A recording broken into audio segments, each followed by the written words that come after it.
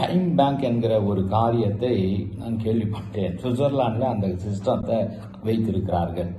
ஒரு மூதாட்டி 67 வயது, அவர்கள் ரிட்டையர்மெண்ட் ஆகிவிட்டது, பென்ஷன் வாங்குகிறார்கள், நல்ல சொந்த வீடு வசதிகள் இருக்கு, ஆனால் தனிமையாக இருக்கிறார்கள்.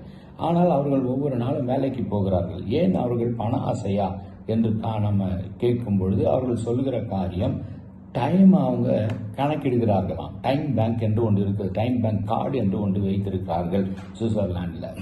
என்ன காரியம், இவர்கள் போய் ஒரு 87 வயது முதியவருக்கு சேவை செய்கிறார்கள், சமையல் செய்து கொடுக்கிறார்கள், அவருக்கு மருத்துவ உதவிகள்லாம் செய்து விட்டு வருகிறார். அந்த மணி நேரங்கள் இவர்கள் அக்கௌண்டில் கணக்கில் வைக்கப்படுகிறது. ஏன் வைக்கப்படுகிறது?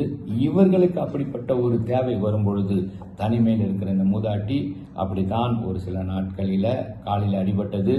அந்த ஒரு மாதத்துக்கு அரசாங்கமே டைம் பேங்க் கார்டில் இவர்கள் எவ்வளவு மணி நேரம் வேலை செய்திருக்கிறார்களோ அதற்கு ஏற்றாற் போல ஒரு நர்ஸை அனுப்பி இவர்களை கவனித்துக் கொண்டார்கள். எபேசியர் 5:16 அப்படிதான் சொல்லுகிறது. நாட்கள் பொல்லாதவளாக இருக்கிறனால காலத்தை பிரயோஜனப்படுத்துவோம், சுறுசுறுப்பாக இருப்போம், உழைப்போம், மற்றவர்களுக்கு உதாரணமாக இருப்போம். கர்த்தர் ஆசீர்வதிப்பார். God bless you.